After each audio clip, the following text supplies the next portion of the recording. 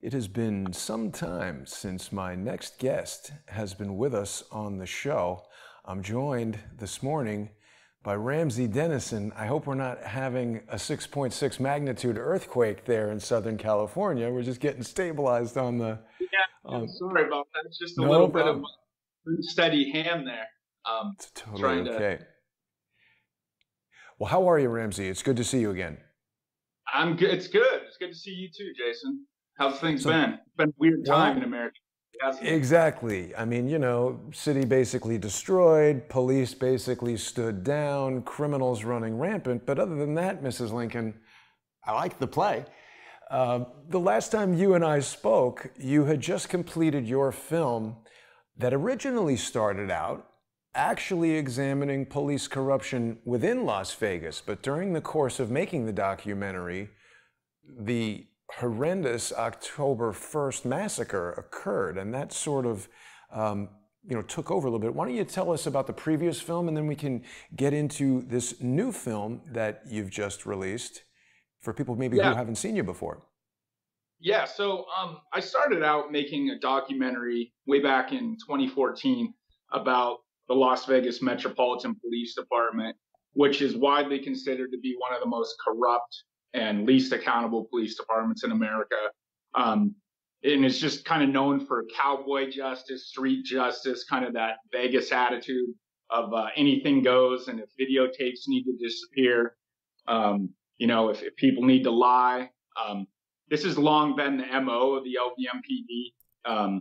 They're one of the very few police departments in America that actually has their own misconduct page on Wikipedia, actually. So if you look up Wow. Los Metropolitan Police Department, one of the first things that shows up is misconduct in the LVMPD. So, not a lot of police departments actually have that distinction. So I started off examining, making a documentary about the LVMPD. And then actually, right as that was getting ready to come out, it actually came out around Thanksgiving of 2017. 1 October happened like a month and a half before. And when 1 October happened, it was obviously this huge event. And what started to happen was what happened in Vegas made a lot of ripples in Las Vegas in particular. And a lot of retired cops in the department saw the movie and liked the fact that I was exposing corruption, because the truth is that good cops don't like bad cops either, and they were of the impression that the LVMPD had been taken over by bad cops, with Yeah. Sheriff Joe Lombardo and Under Sheriff Kevin McMahill kind of running the department.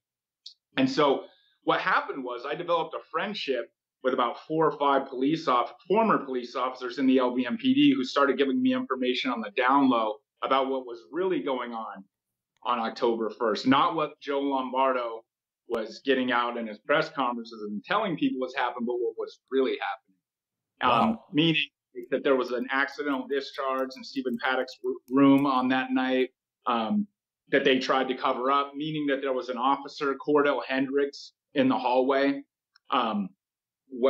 like shaking like a little baby when he was in position to actually stop the shooter. Well, meanwhile, Stephen Paddock's murdering people. And these are all things that Sheriff Joe Lombardo attempted to cover up and actually did for a very long time. And most of this stuff only came out after he was elected sheriff. Wow. And part of that is because this guy, this scumbag on your screen right now, Joe Lombardo, used public funds to hire lawyers to prevent the release of 1 October body cam footage. Wow. So the public funds the police department, and these are public documents, 911 calls, police body cam recording. I mean, you're talking about a department that's funded by the public, and this guy's using public funds to battle the release of 1 October body cam footage that shows his officers being cowards that night because he had an election coming up. And so, it was really a lot of the cover up of 1 October was really of LVMPD and MGM's incompetence. And they were really kind of in cahoots with each other. MGM also funded part of Joe Lombardo. They contributed to Joe Lombardo's campaign. He's very tight with them. And so With MGM. with MGM, very much so. I mean, they donated to his campaign, and that's kind of how it works in Vegas, as you know. what happens is when these guys retire as sheriff, they go to work at the casinos and get like a cushy executive director of security Security kind of job. year. And that's happened to several sheriffs.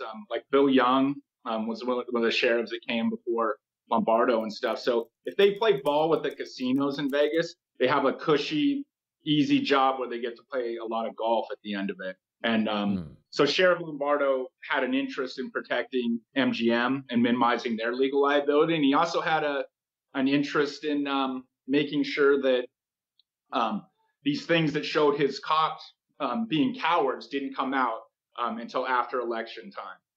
So there was a lot of things that Sheriff Lombardo hid from the public with 1 October, and that's what my documentary Money Machine looks into.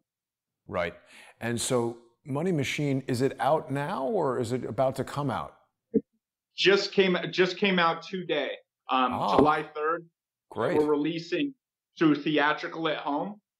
And what this program is the independent theaters that book Money Machine across America, you can see them on that chart there. Almost all of them are shut down due to COVID. So meaning that they're not going to be opening. And so instead of just continuing to delay things, we made a choice to go with this Theatrical at Home program where people can choose a theater to support, and a portion of the ticket sale goes to that theater. And it doesn't matter which theater. They can choose like Laemmle Theaters in LA and watch it in Alabama. So that's how the program works. Yeah, you can select any of those theaters, and a portion of the ticket sale goes to support those theaters who were down during the COVID crisis. Because this thing is looking like it's going to shut down America for longer than we all thought it would. And Hollywood's been hit very hard by this, Ramsey. Isn't that true? I mean, you and I met previously in Studio City, where I used to live. A lot of people who watch Crowdsource the Truth know that I was a cinematographer and a director. I'm still in touch with a lot of people over there. And not only are the theaters closed, there have been multiple shutdowns of productions. Michael Bay is making some sort of pandemic film that just got shut down by SAG. So it's really hitting the entire entertainment industry very hard and potentially threatening it. There's nothing to edit because they can't film anything. And I work in the post field as well. I'm in the Editors Guild. I've edited a lot of TV shows, and I'll tell you that, it's definitely hit our business very hard because you can't really, filming, as you know, Jason, you worked in like effects and, especially that kind of filmmaking, the Michael Bay kind of filmmaking. It's very physical. You're in very close proximity. You're talking about 100 people on a set who are like working a foot from each other. Eating together, right? Hovering over equipment, intense together. There's just no way to do that safely, and so I'm not surprised it got shut down. And so it's a tough time for everybody in the entertainment business. But we made the decision to get Money Machine out there, and rather than just waiting for it, this is a certain point you got to get out there. Yeah, and certainly watching at home is a good option for people. Supporting those independent theaters is good. This is actually really generous of you. You're basically just giving half your money to movie theaters who had agreed to show the film but are unable to fulfill that because of the shutdowns that are being mandated. Now, it's my opinion that we really haven't been presented with adequate scientific data as far as the transmissive, the contagious nature of COVID-19. It seems like the CDC and the WHO are changing their guidelines all the time. So it's almost arbitrary, but it is shutting down the production industry. And despite what I think, it's filling a lot of people with concern and fear. Do you know anybody personally who has? Yeah. Well, I know a couple people here one of my friends who's an editor, his mom died from it in Chicago.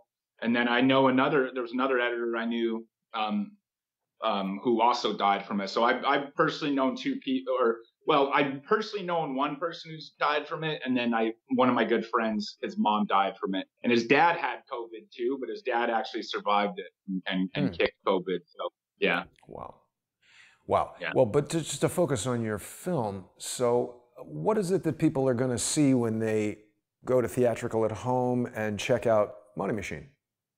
they're going to see what really happened on 1 October, not what Sheriff Joe Lombardo and MGM would like you to think. Um, they're going to see this movie goes behind the PR, behind the lies, and kind of delves into what really happened and why it happened on the night of 1 October.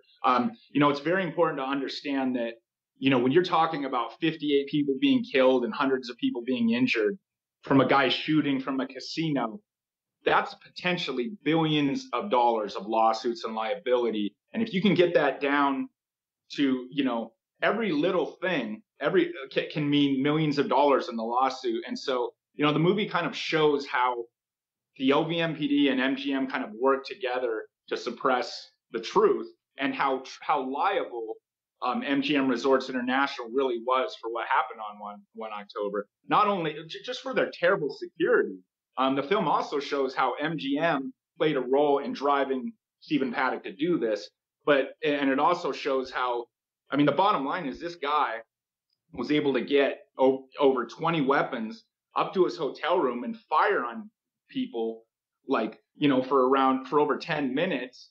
And it took the LVMPD 70 minutes to even get into his room, and Paddock was dead by then. So this was definitely a case of incompetence and negligent security all around. And you had people covering for each other, people in the LVMPD and people at the MGM.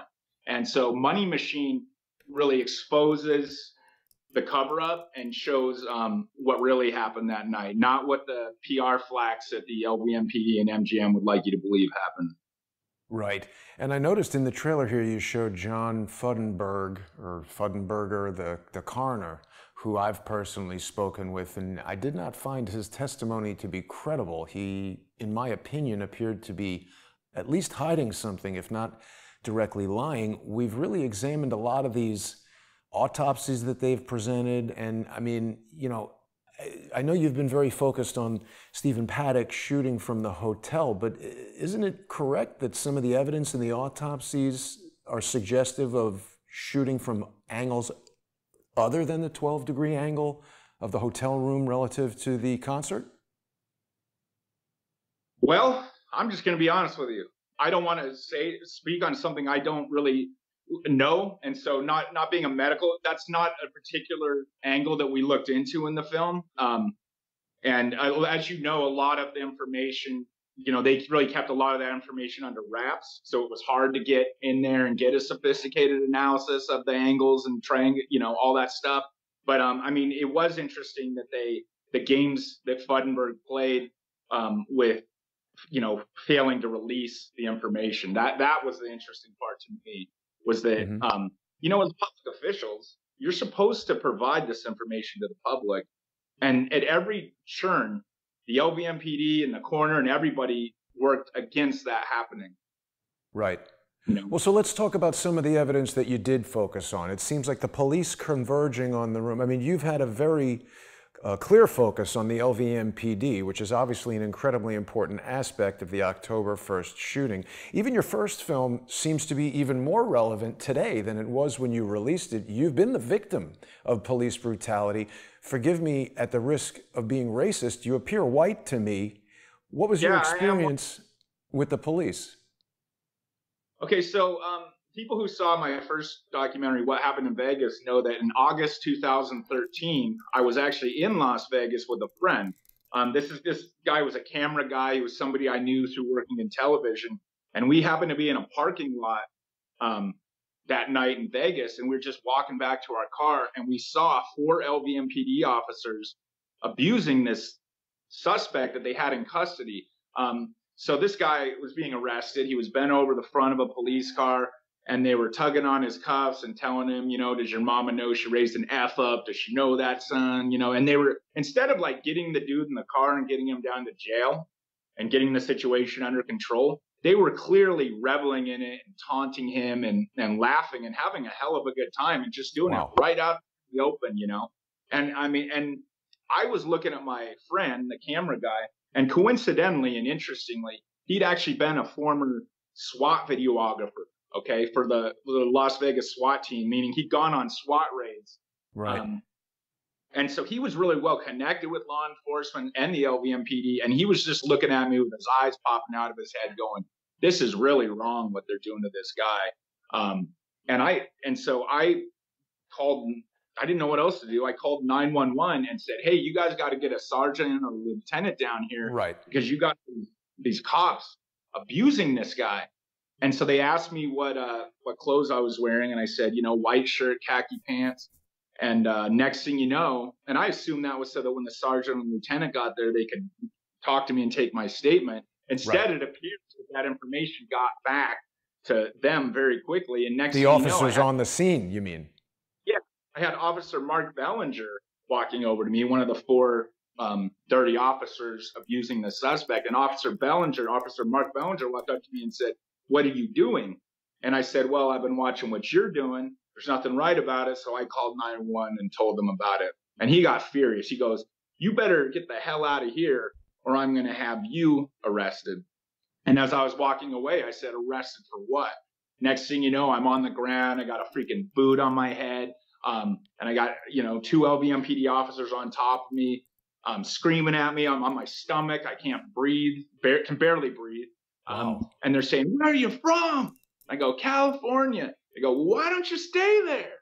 And wow. it was just 2 minutes of hell of barely being able to breathe. And then they, they finally brought me up and put handcuffs on me. And then, so that was kind of the beginning of my first film. You can see the boot mark right there, And so what I did without them really knowing, I got the 911 call. Because I knew that if they knew that I was making a film or anything, I wouldn't be able to get this. I got the mugshot, I got the 911 call, and that 911 call in mugshot is what starts off my first movie, What Happened in Vegas. And so this particular incident is really, but the movie doesn't stay with my story very long. It real quickly jumps off into these other cases of wild corruption and police brutality. Egregious cases, by the way, really, like planting evidence, framing people for, crimes that put them in jail for decades.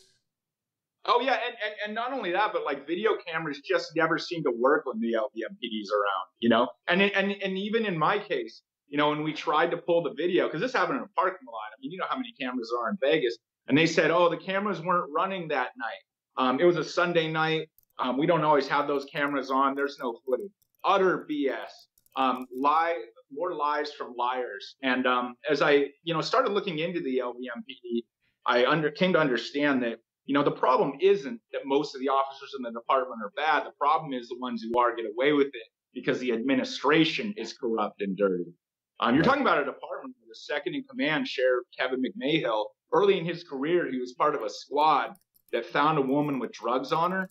And they told her they'd let her off for her crime if she showed them her vagina.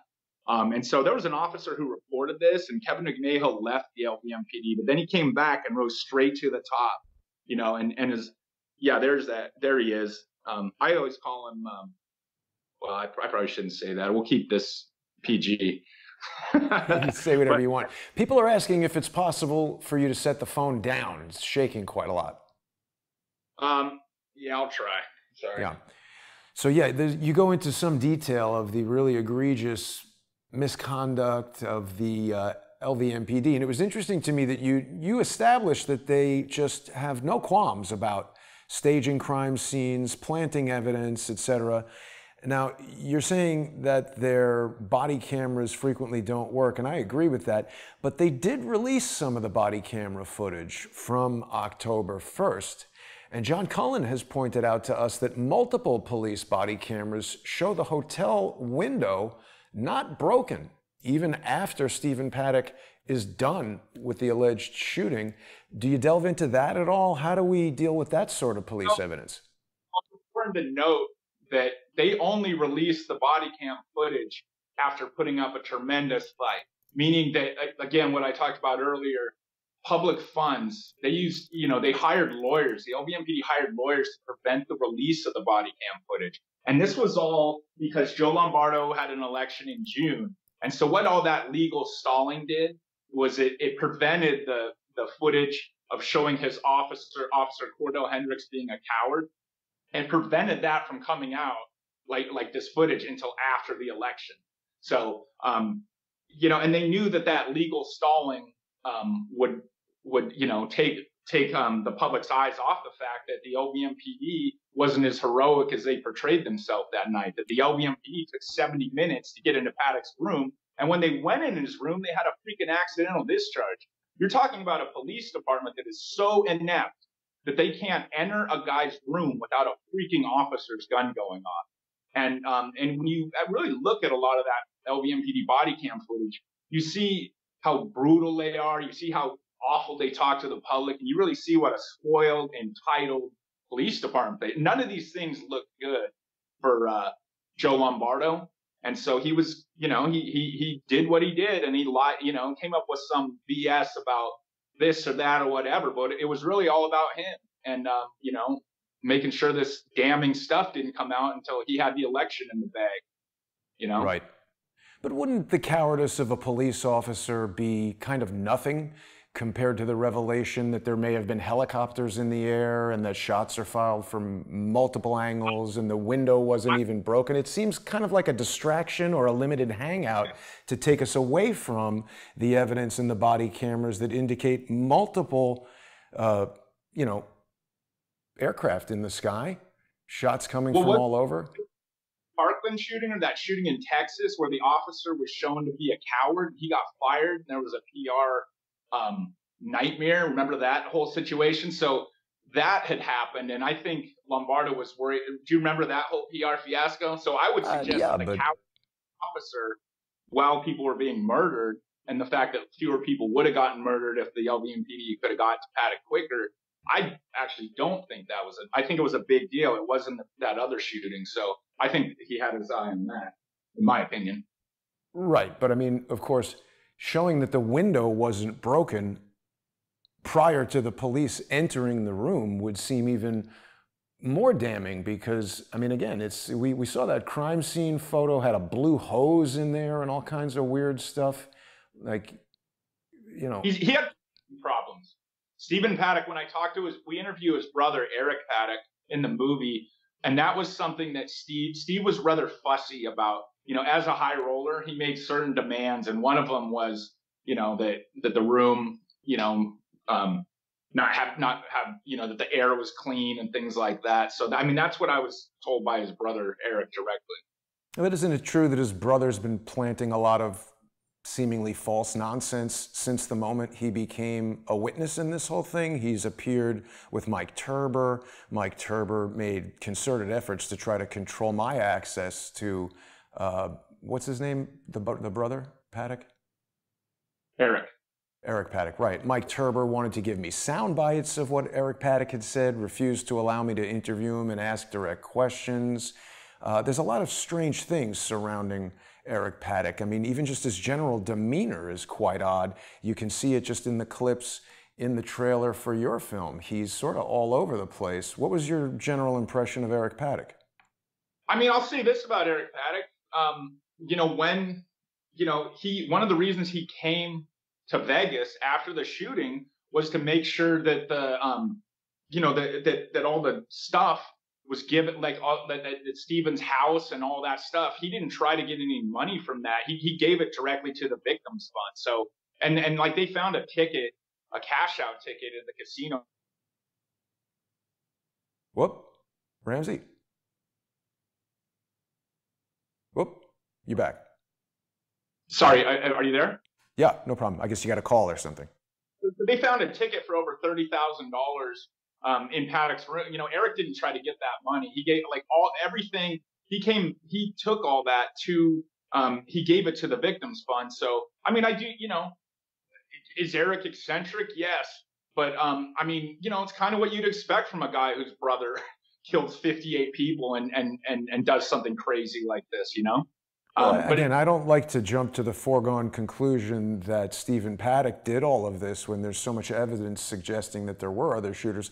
Stephen Paddock, even in the trailer, talks, or perhaps maybe I saw this elsewhere, but I thought it was your interview. He talks about how their father was, wanted by the FBI. We all know that Stephen worked for the IRS. Charles Ortel has gone through a litany of evidence about corruption at the IRS and how the IRS has been utilized by various government agencies to attack enemies of, the presidential administrations like the Clintons, the Obamas. Did you delve into any of this with Eric, or did we just accept his story as got to be true? Like you, Jason, doing a lot of interviews and stuff, you kind of look somebody in the eye and you can kind of get a feeling on if they're telling the truth or not. And I always 100% believed what Eric was telling me. I mean, he's a really blunt, brutal person. So he's the kind of guy that basically is going to give you the truth, whether you like it or not, and which is off-putting to some people. But my impression with Eric is that he was looking me in the eye and telling me the truth the whole time, and I believe Eric. Mm-hmm. And did Mike Turber interface with you to give you access to Eric, or did you contact him directly? Eric are friends. Say again? I know you're a Mike Turber fan. No, it's got nothing to do with what I think about Mike. I was confused as to why Mike Turber was acting essentially as a handler of Eric Paddock and controlling my access to him, and I'm curious to know if he did the same thing with you. I mean, he was always, well, first of all, we only dealt with Eric on that one interview.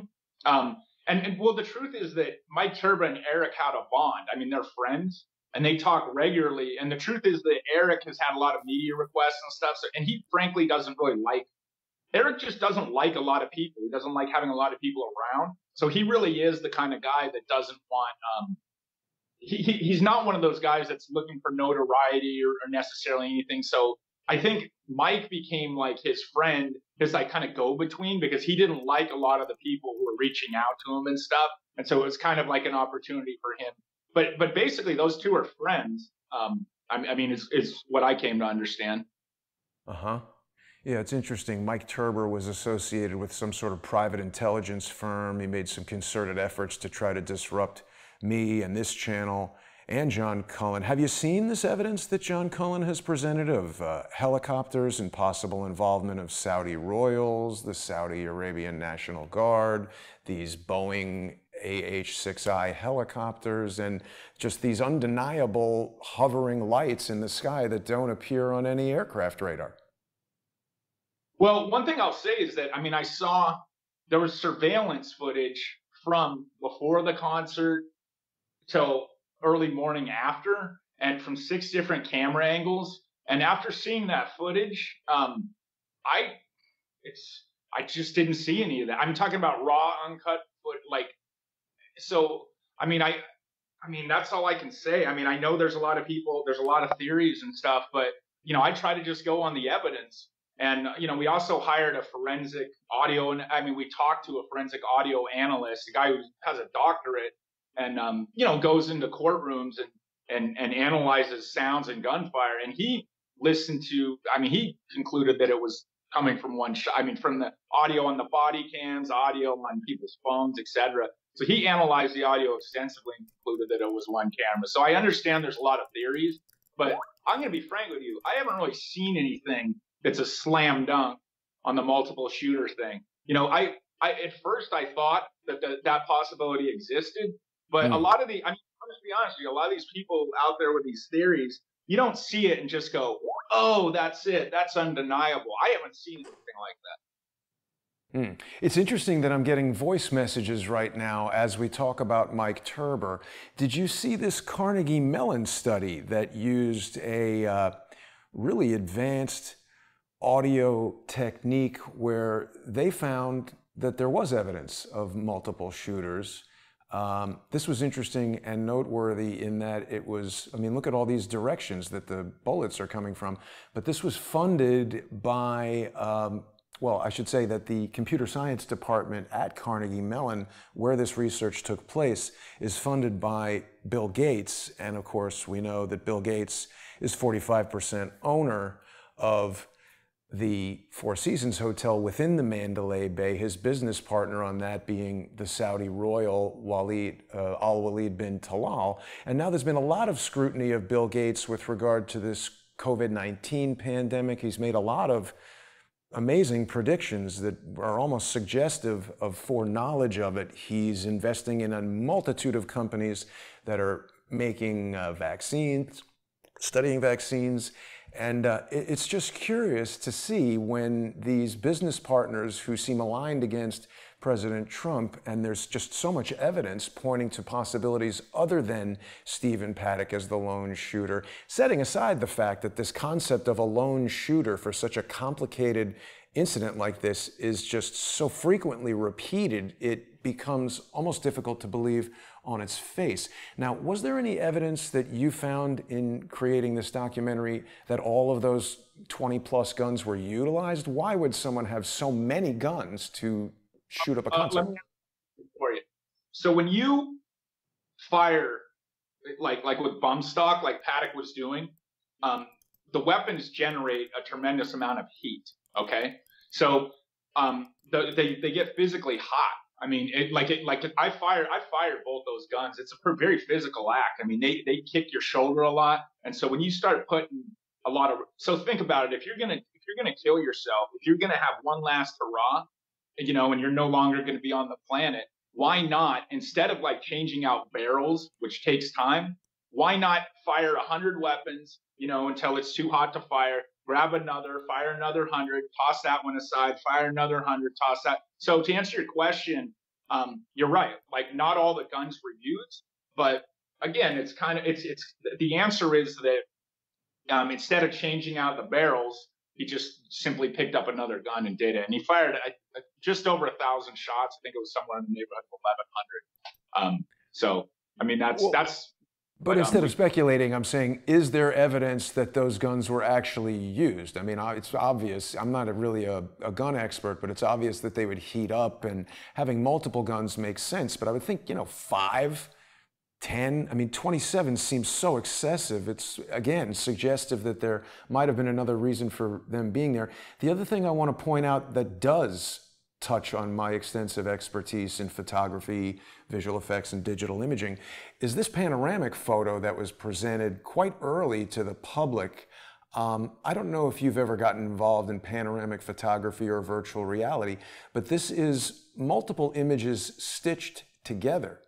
And when we have, this is obviously a two-dimensional representation of a three-dimensional room.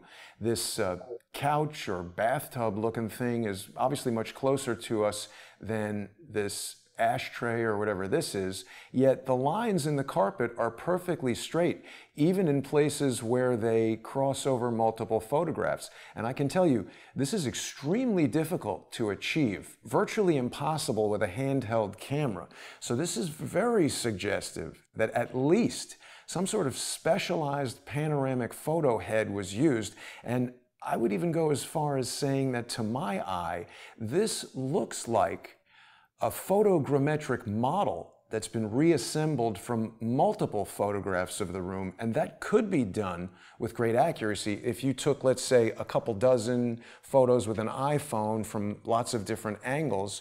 You could then put those into a photogrammetry program on a computer, which allows you to do a 3D reconstruction of the room and to map actual photos of the objects onto the 3D objects in the computer and then render them with simulated lighting. This is a technique that's used in visual effects all the time. This panorama looks far too perfect to me to be a haphazardly assembled photo, and there's just so much evidence in this room that is so suspicious. Have the police presented any forensic evidence that reveals the number of guns that were used during the shooting?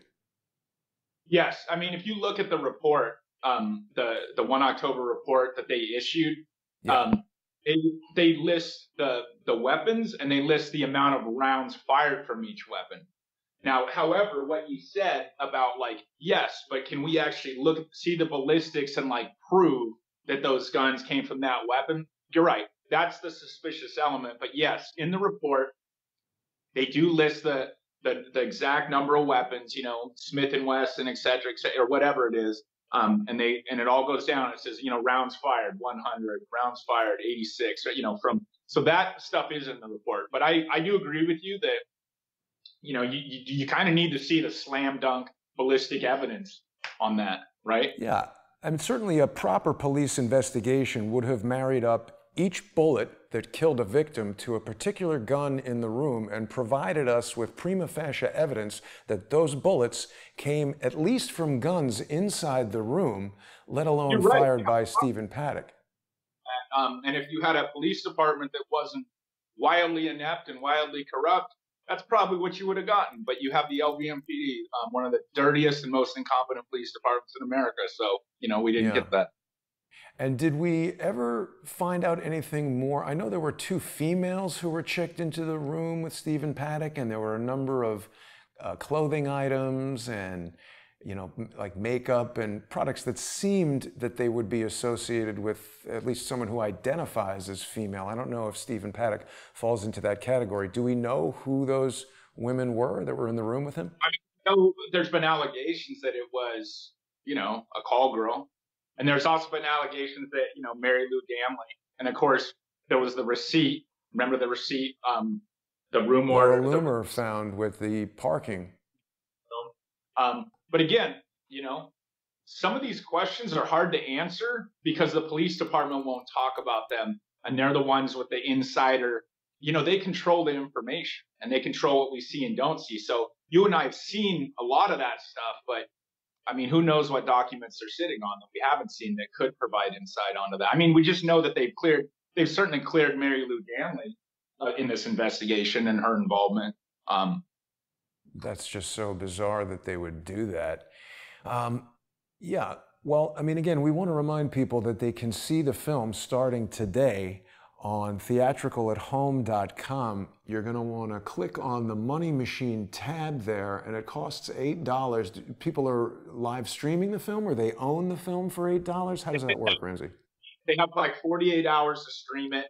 And you talked earlier about it's generous to, give half your money to the theaters. Well, to my attitude, if the theaters believe in the film and not, if Rochester, New York, for example, the one you're looking at right now, if they believe enough in the film to book it, then if they're supporting us, I feel like we can support them back. I mean, I love films, and I love independent films, and I love theaters, and I'd like theaters to stick around a little bit longer. There's nothing that beats seeing a movie on that 50-foot screen, So this is just a way to support that.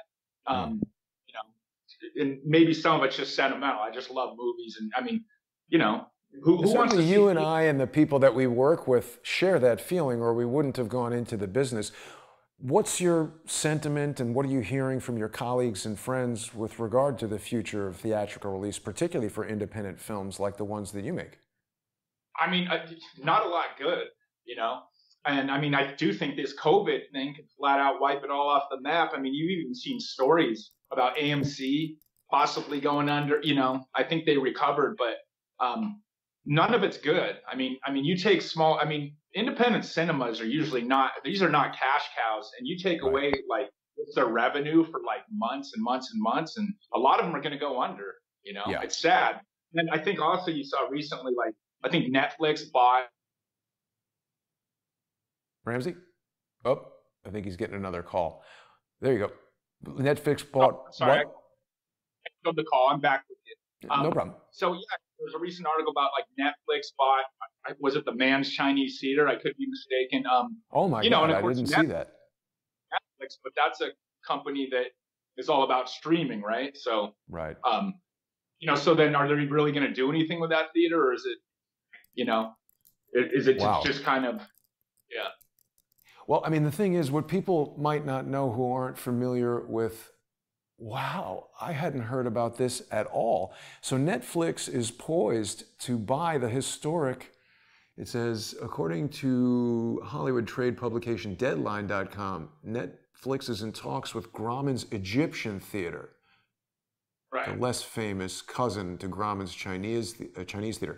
Well, the Egyptian, I'm surprised these things haven't been attacked by protesters calling them racist, because frankly, it always struck me as pretty odd that these things were in the middle of Hollywood Boulevard claiming to be Chinese or Egyptian when there's nothing about them that are either of those things. But these are really temples to the religion of movie-going, and these are elaborate theaters that, if people haven't been to them, they've got a long history in Hollywood. And I agree with you. It would seem that Netflix number one interest in owning a theater like that would not be to expand the business of theatrical moviegoing, but either to use it as a, you know, sort of a promotion for release of their own films, or perhaps completely shut it down.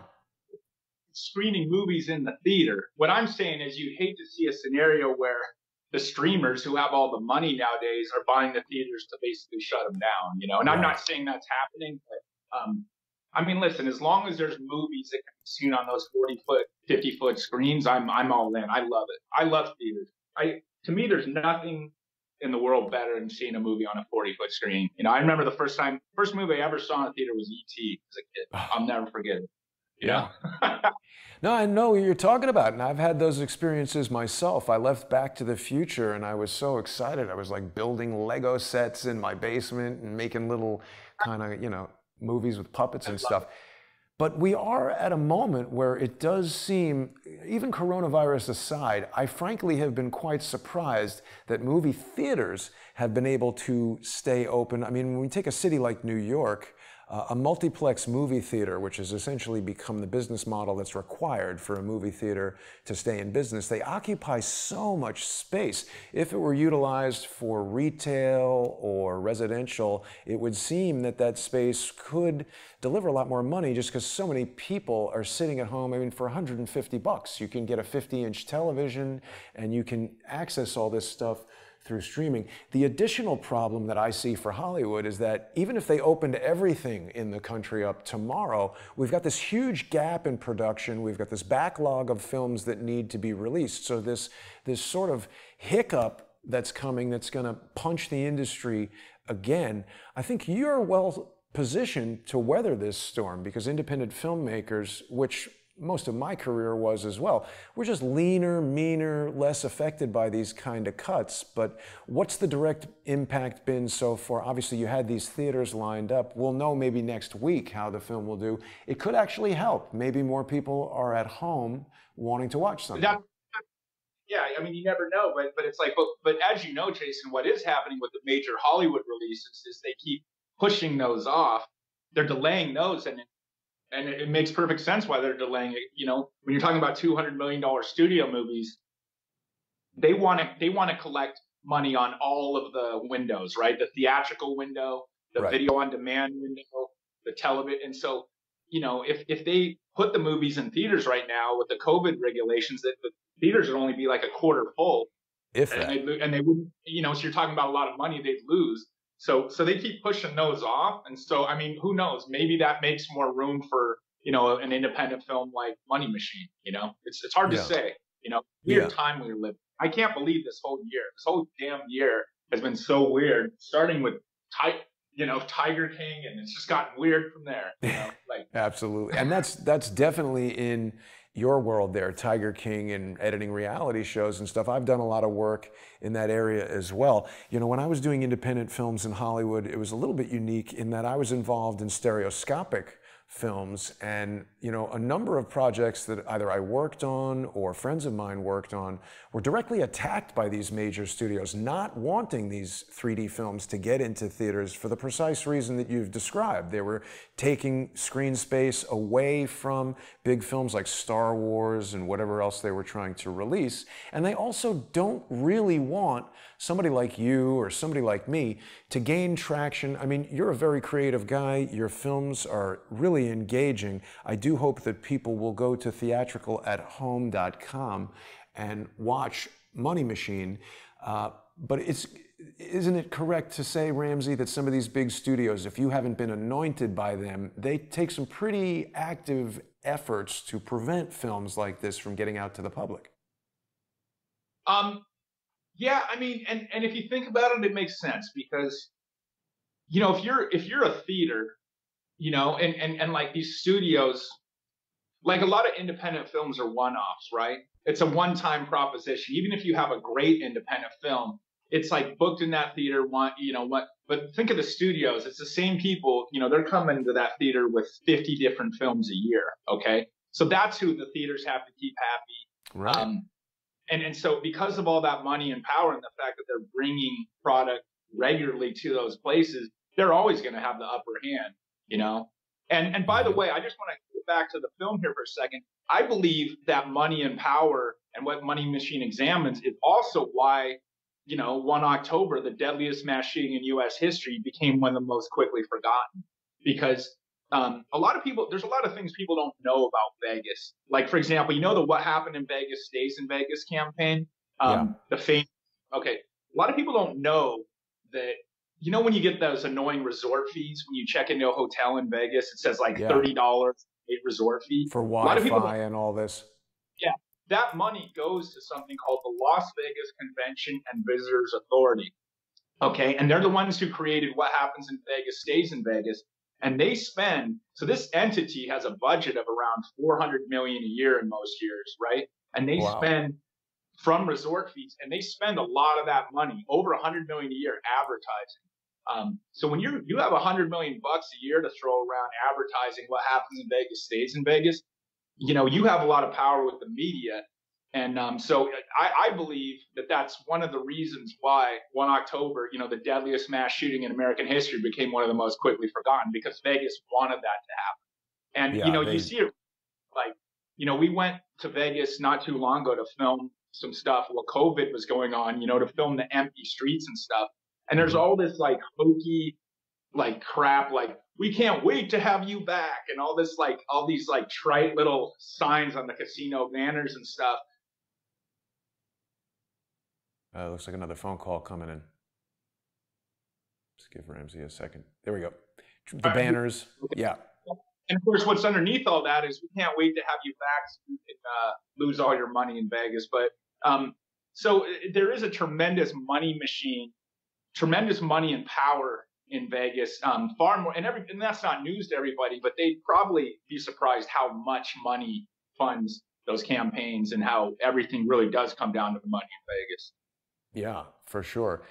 It's a really troubling situation, and certainly COVID-19 is complicating it. You must be nervous walking the streets of Las Vegas. I think the cops must have an APB out on you to just beat you down on sight. Well, I have the COVID gear helped, but that said, I'm a big COVID. I was actually like happy for the COVID, because it kind of disguised my appearance a bit. But I'm also 6'4". I'm a big guy and stuff, so sunglasses and everything. But I remember once I got a call from somebody who told me that they're a fan of my work and what I do, but that they work at security at one of the casinos, and that they have a picture of me on the casino wall, and it says, "If you see this guy, call the LVMPD." I'm serious. Like, that's what somebody told me down low. Wow. Yeah, that's what they told me. I asked them to take a picture of it and send it to me, and they wouldn't do that because they're worried about it back to them or whatever. That's what I was told. That's Man, that is scary. I mean, it's a town of cowboy justice. It's a town where you have dirty politicians. And so, see, the other thing about Vegas is you have politicians on the tape in that town. I mean, the money runs the whole town. So that's one of the other reasons you have such a lack of justice and integrity in Vegas, is you have bad people running that city. I'm talking about the mayor, I'm talking about Governor Sisolak, and I'm talking about Sheriff Lombardo. Yeah, that clown. No, wait a minute. Why? How is it that these Goodmans, obviously I'm aware of this because we share the same last name, but why is Oscar Goodman and then Carolyn Goodman, why have they been the mayors for so long? Because they get all the money. Okay, so Vegas comes, so here's what happened. Oscar Goodman became the mayor in the 90s, and Oscar Goodman was the mob lawyer, okay? He was the guy that got a lot of the mobsters off the hook for their crimes. Like, he represented, like, Tony Spilotro, the guy depicted in Casino and stuff. So Oscar Goodman, this mob lawyer who made his living getting liars and killers off the hook, he became the mayor in the 90s in Vegas.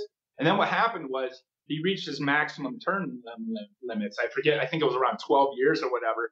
And so when it was time for him to step down, he just propped his wife, Carolyn, up there, even though she has like an IQ of 2.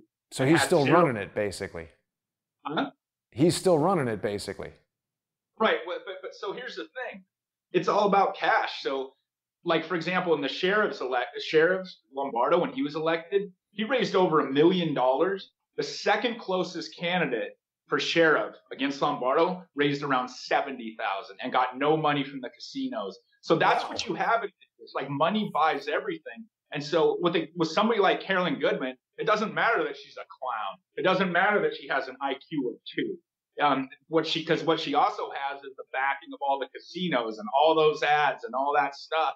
And the world really saw what a dumbass that lady is on Anderson Cooper when she wanted to make it a COVID. She said, we want Vegas to be a COVID test group. We want to open up the city so people, and so, it comes down to money. And especially in a transient town like Vegas, where the average resident has lived there around 3 years. So that's how they do it there. It doesn't matter. I mean, she had 0 political experience, and all of a sudden she was the mayor. I think we've got a lot of people who are unqualified to be mayors who are carrying out those roles. So just this past April, she was slammed for suggesting workers could be COVID-19 control group. That's very specific language. I mean, I support people who come forward and challenge the unscientific findings of the CDC. But here she's saying she wants a control group. That sounds to me like a medical test in which they'll be subjected to contracting the disease, which definitely doesn't sound appropriate. No, but underneath all that is just money, money, money, cash, cash, cash. And those are the people that put Carolyn Goodman in power in Vegas, the casinos. And so she was obviously getting a lot of pressure from them. And that's why she went out there and said, open up the city. Even if people get COVID and take it back to Kansas, and open the city. So, and I mean, it just shows you how money hungry and thoughtless and silly it's just, she understands one thing: cash. Screw the fact that people could die. Screw the fact that, if you have people getting COVID and they take it back to Kansas City and Brooklyn or wherever to wipe out the U.S. She doesn't care about any of that. Just keep the registers ringing. And that's one of the things we talk about in Money Machine. Yeah. And David in the comments is telling us that he moved to Vegas a year ago, and it's an extremely weird place. The movie that we're talking about is Money Machine. People can watch it on theatricalathome.com. You're going to want to make sure you click on the Money Machine tab, and then you're able to select an independent theater around the country. You won't be watching the film in the theaters, but these are theaters that had agreed to screen Ramsey's film prior to the COVID-19 pandemic. And in his support of the movie industry in general, he's chosen to go this route where streaming his film will not only support him and his movie-making efforts, it's going to help keep an independent theater in business, and it's something that we really need right now. I know, Ramsey, that viewers of Crowdsource the Truth are very much on board with supporting independent businesses, which these independent theaters certainly are. Without them, previously without them, there was absolutely no chance for a film like yours or many of the ones that I've made to ever get any public viewing. And I mean, yet again, Hollywood has been evolving very rapidly. I've observed that, when I went to film school in the 1990s, there was a huge barrier to entry. Even wanting to make a movie economically on 16mm film would cost tens of thousands and hundreds of thousands. Yeah, you had to telecine, and there was like built-in expenses with film, And I remember because I started out too of like rolling 16mm film and then paying for the processing.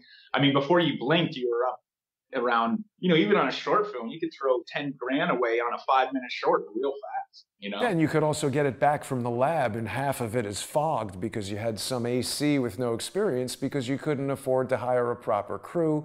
Maybe the DP doesn't know the exposure, the camera you rented. There were all kinds of problems. So the filmmaking process has been so commoditized in such a short period of time. It's really amazing. Even when I think about my time in Hollywood, which at this point was maybe 15 years ago, look at it, 2009-ish, these digital cinema cameras were still being poo-pooed by major cinematographers, and we're now deeply entrenched in a world where only an eccentric or truly dedicated to celluloid individual would even shoot film. We've seen Woody Allen, we've seen some of these other dyed-in-the-wool old-school guys making digital films, and we're even at a point where cellular phones, for a documentary-type film that you've done, so much of the footage can be captured on, even a $500 phone that the average viewer would not be able to tell the difference. The content is what people are really going for. How has this affected your process in your business?